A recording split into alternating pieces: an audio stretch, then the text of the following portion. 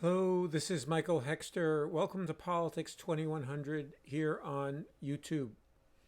So, this episode I'm calling Corporate Dem Leaders Like Biden Act as Trojan Horses Inside the Dem Party, the Democratic Party.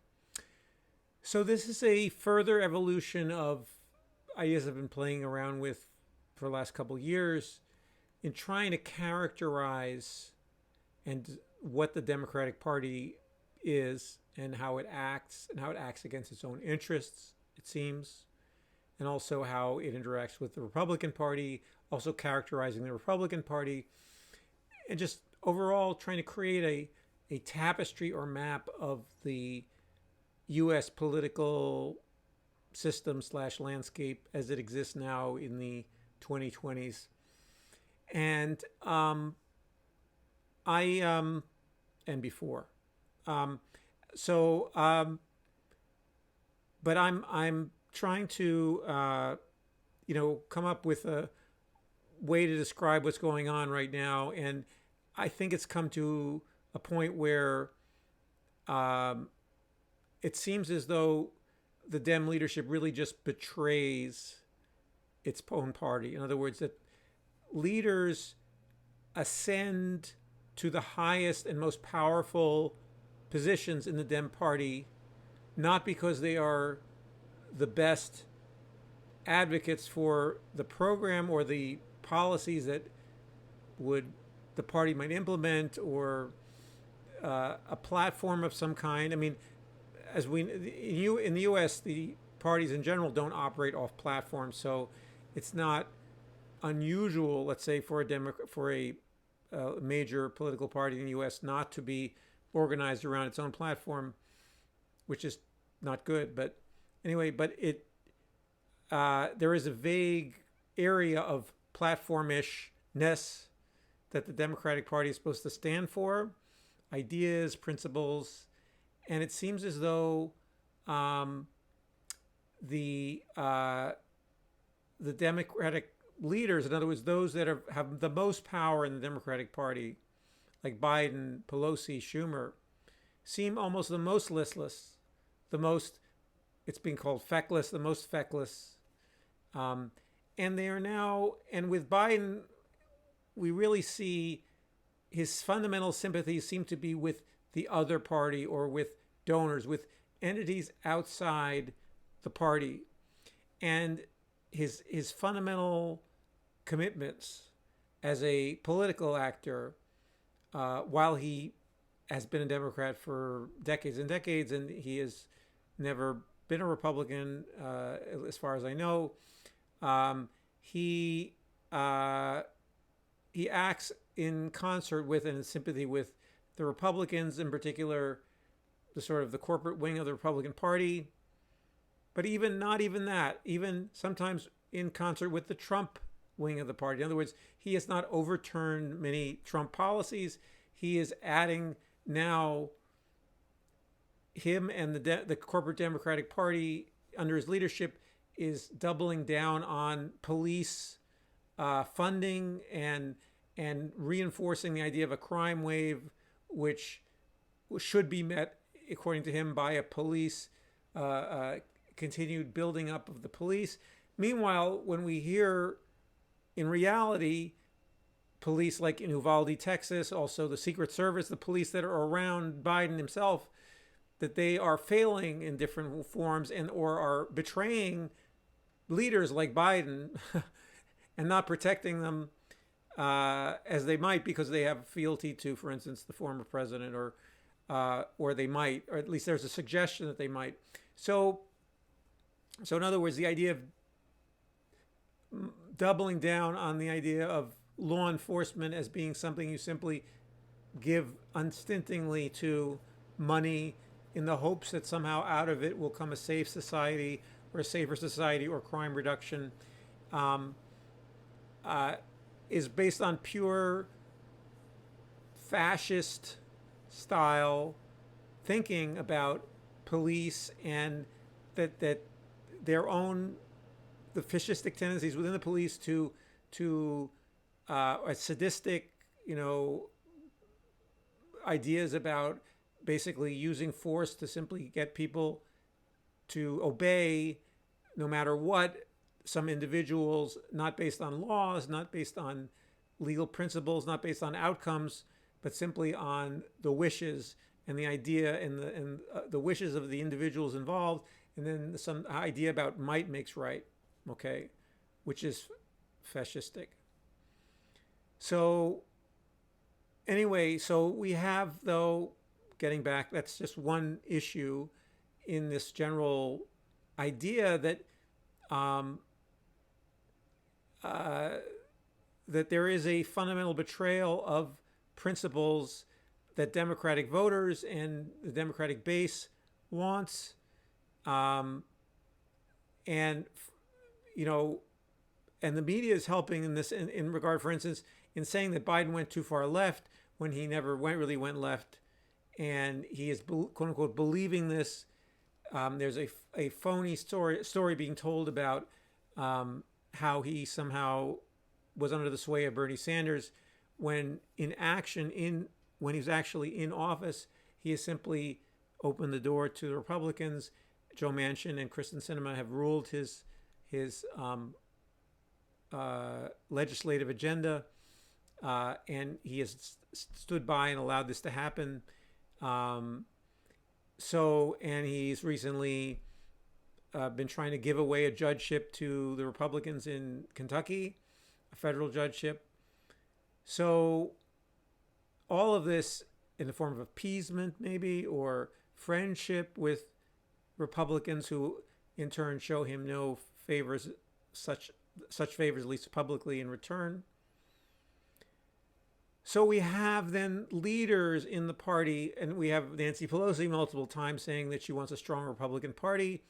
We have the party high in the January 6th hearings, which are going quite well, but we have the Democratic Party hiding behind these two Republican Congress people who probably are going to not be Congress people much longer, Liz Cheney and Adam Kinzinger, to lead that effort, and not to show an image of the Democratic Party as being the contrary or the opposite or the legitimate opposite to or the opponent to the Republicans, or at least representing principles, for instance, simply rule of law. Okay, they're allowing the Republican Congress people here to talk about rule of law to some degree, though I think in ways that are inconsistent and not particularly helpful. I mean, particularly because, for instance, Liz Cheney comes from a family which trampled rule of law during the Bush administration, but especially international rule of law, but also just rule of law more generally within the United States, within our own legal system. So we have leaders who are not, while they're celebrated, there is a public story being told by the press that makes them seem like they're great geniuses, and and they act as if they're sort of part of the Team Blue, Democratic Party, Team Blue, but they act in terms of their actual actions in office and power when it comes to the negotiations between the parties, the formation of committees. They act as if they are in concert with the Republicans. And most obviously and glaringly, for instance, while the January 6th committee is creating a public relations nightmare for Trump, they are not using, Merrick Garland is not so far, and doesn't seem like he's going to charge Trump and bring him to justice for his crimes, and for that matter, the other co-conspirators in the January 6th big lie election stealing or coup, basically the coup that was planned for late December, early January of 2020 and early 2021. So all of this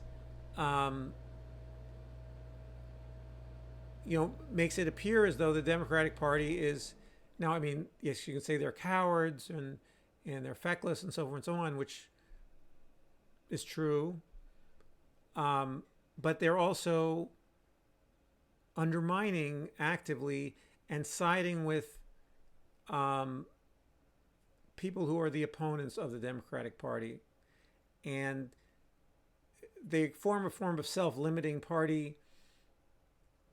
Now, I don't know what the conversations are between donors and people like Biden or Pelosi or Schumer, but certainly the donors pick and have cultivated and have given the red light, the green light, I'm sorry, to the cultivation of people like Biden, or for that matter, before him, people like Obama. Now, Obama was a much cleverer and more a better politician than by far than Biden in most situations. But he was clever, but he wasn't principled, and he also acted as, in fact, the Trojan horse. Literally, the Democrat. We one of the resounding criticisms of Obama that leaks out occasionally, and there's rarely it does, but the idea that the Democratic Party lost 1,000 state and national legislative seats during Obama's presidency, that he let the party basically shrivel. Okay, and we are dealing with that shriveling that happened in 2 short years in a way, 2009 and 2010. Today, in struggling to keep a democratic system in the United States, keep America from becoming an autocracy or a fascist state, and so Obama showed a great indifference to supporting the party, and I have said, and other people have said, he's basically a moderate Republican in the guise of being a Democrat. And the same thing can be said of Biden. It sounds like Pelosi is close to that position as well, or certainly she's someone who, while she leads the body that has more progressive people in it, and they pass things, they do a kind of pro forma. They pass things knowing that the Senate is going to break them, break their momentum, or is going to. That most of them are symbolic. That it's rare that the Senate will pass something that the House puts forward, and so we don't have much politicking from Pelosi toward the Senate and toward the filibuster in the Senate, and really making it uncomfortable for the Senate, including the Democratic delegation, Democratic caucus within the Senate, to continue on keeping the filibuster in place, among other things, and fighting for things to get passed, and actually laws to get passed that are passed in the House. And so the House has taken this role of being sort of the symbolic, virtue signaling function that obscures, I think, what I believe is more fundamental, that these leaders are very happy to undermine any strong movement toward the priorities of the Democratic base supports, and including abortion rights, including contraception rights. So they're willing to stir up outrage about them in order to fundraise, but they are not. They're not pushing hard for practical solutions and getting people riled up and really being movement leaders. Okay, they are movement. They make appearances sometimes that they're sort of with the movement, but Joe Biden, for instance, is so. In a way, he's a gift to at least this revelation that if it's a revelation, if this is true, but or at least, or certainly he exposes this kind of bipartisan unity, this uniparty that in the way he's acted, this uniparty that is running Washington, the corporate uniparty, the corporate that is Democrats, corporate Democrats and Republicans that are happy to continue to let businesses run amok in the United States, accumulate, the rich get extremely rich, and the poor get poorer, and they're happy to keep that going fundamentally in their bones, and they can, parts of the corporate Democratic elite make all kinds of noises that they're worried about this and they're concerned about it, but they're noises. They're not effective action. Okay, progressives, or at least the most progressive parts of the Congress, seem to be wanting to try to take action against these things, and they seem to be pushing that way. Let's see how vividly and effectively they can continue to do that, given, I think, this enormous exposure that we see in the Biden presidency, how this game, the good cop, bad cop game, and I think ultimately the placement of people at the leadership who are fundamentally compromised. That's what the Trojan horse is. The Trojan horse. So anyway, you should, if I'm rehearsing the Greek mythology, Trojan horse was a weapon of war built by the Greeks to trick the Trojans to think that they had given up on besieging Troy, and they put this horse, this enormous wooden horse, out front of the gates of Troy, as if as sort of an offering, peace offering to the Trojans, but they left. So there was only just this horse.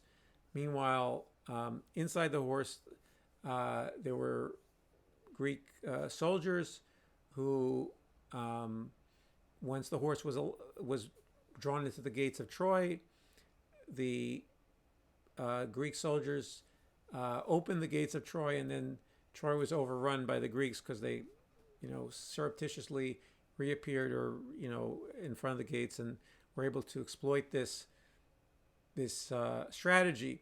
So anyway, it seems as though having a leader like Biden or other iterations. So Biden doesn't hide this Trojan horse identity much, but I think you have a lot of Trojan horses in the Democratic Party.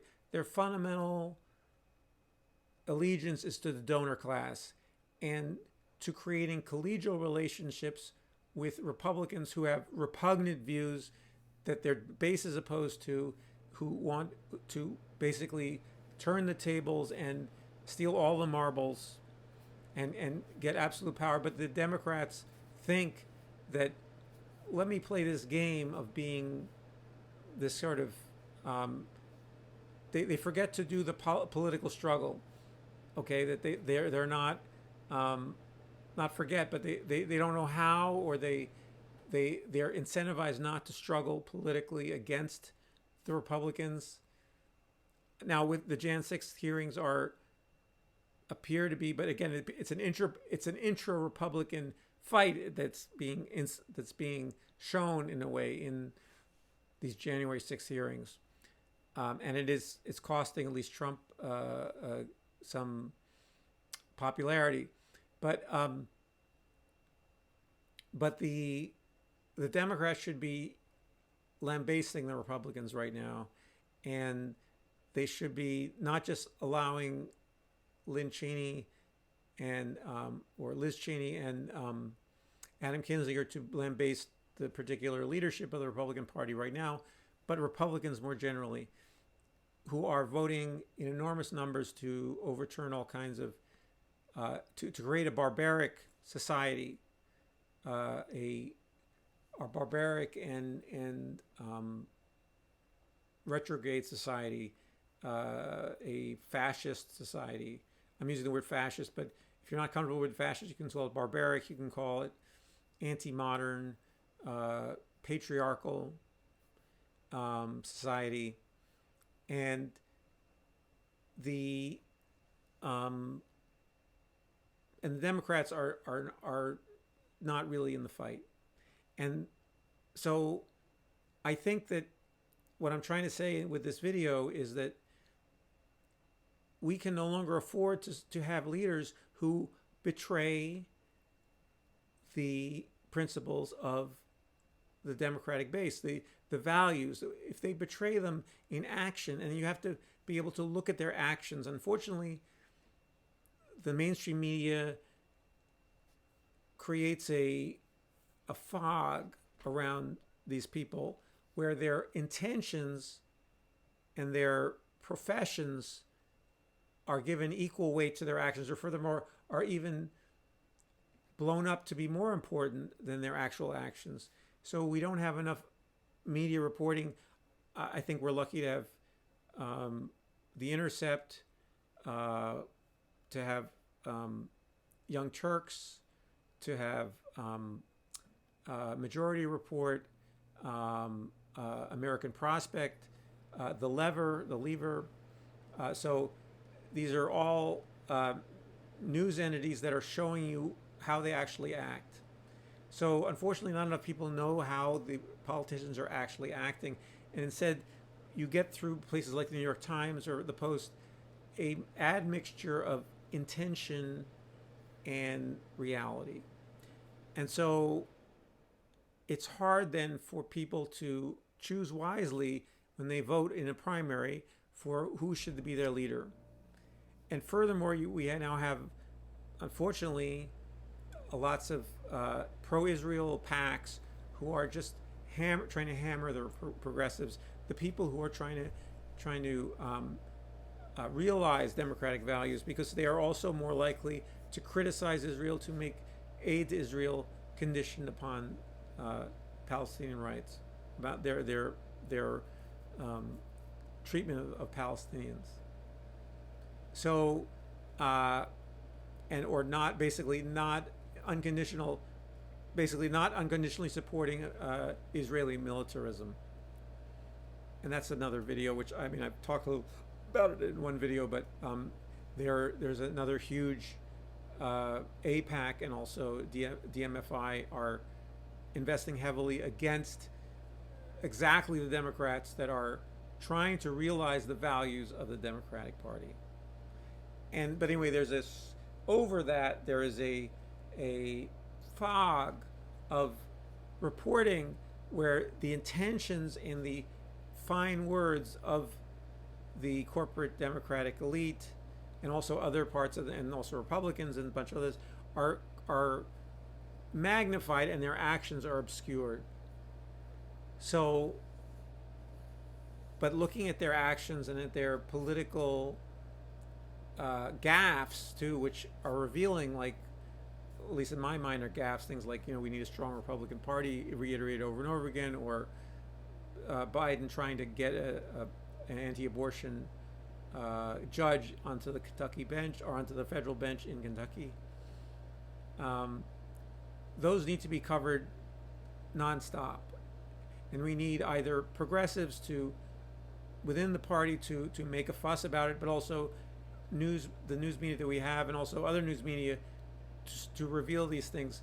So, but otherwise, we just are sleepwalking into another, let's say, a new generation of Trojan horses as Democratic leaders, people who are really there both for the donor class, and also there's kind of an intermediary class of people called the consultant class that are about basically they help enrich donors by, among other things, advertising. Basically they're a conduit for advertising dollars, so they help enrich not donors, media corporations. So there's a cozy relationship between these consultants who are about big ad buys and sort of creating this network of insider self-serving action that keeps the gravy train going. So the relationship with the donors may not be direct. It's through the consultant class, or it may be directly to donors.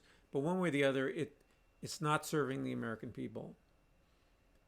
So anyway, so I think we need to start drawing lines, and this is why I'm using stark words like Trojan horse and saying, like, these people are betraying our cause. They're betraying our cause. They're betraying our cause. They're betraying our cause. We need people who do not betray our cause and our causes. Okay. And apparently that's it's hard for some people because there's so much sentimentality imbued with in these relationships because of media reports and so forth and so on, and wanting to have father figures or mother figures or whatever it is, and attaching them to these politicians. Okay, but they're not your friends, they're not your mother, they're not your father. Okay.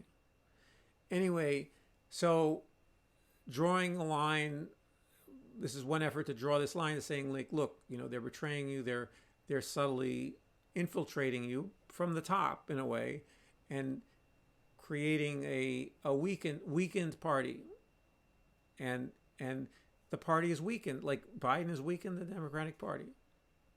Obama weakened the Democratic Party.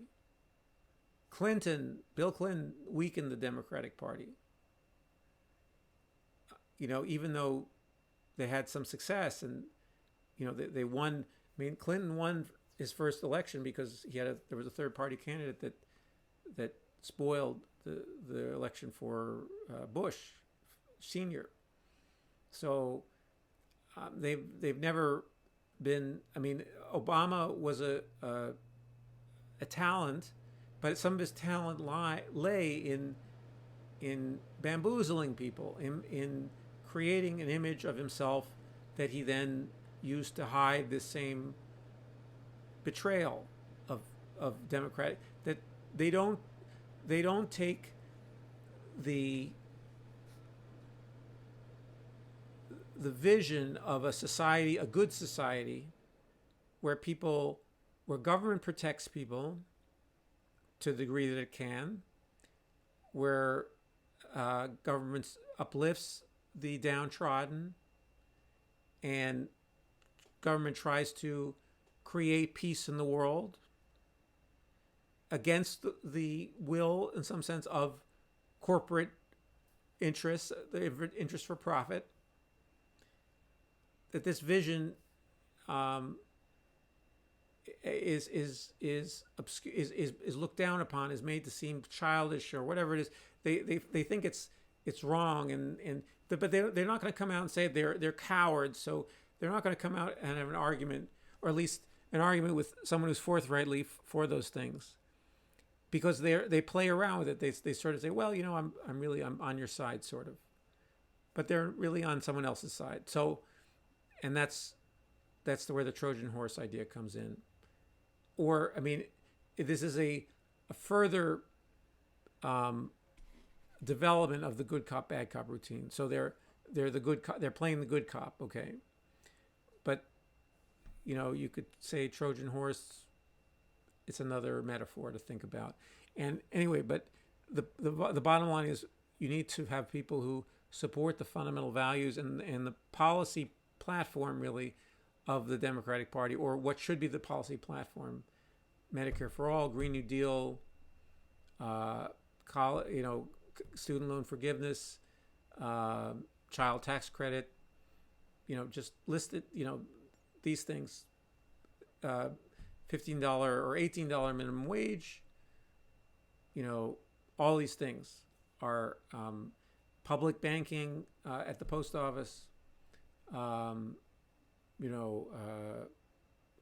These are all things that should be part of a platform that all Democrats subscribe to, and that is the core of the Democratic Party. Even though it sounds quote unquote progressive, these are all the values of the Democratic Party distilled into policy. Anyway, so I hope this video has been a help to some people, please share your comments and thoughts in the comment section below. And please subscribe to Politics 2100 if you're enjoying the content here. And I hope to see you in the next video.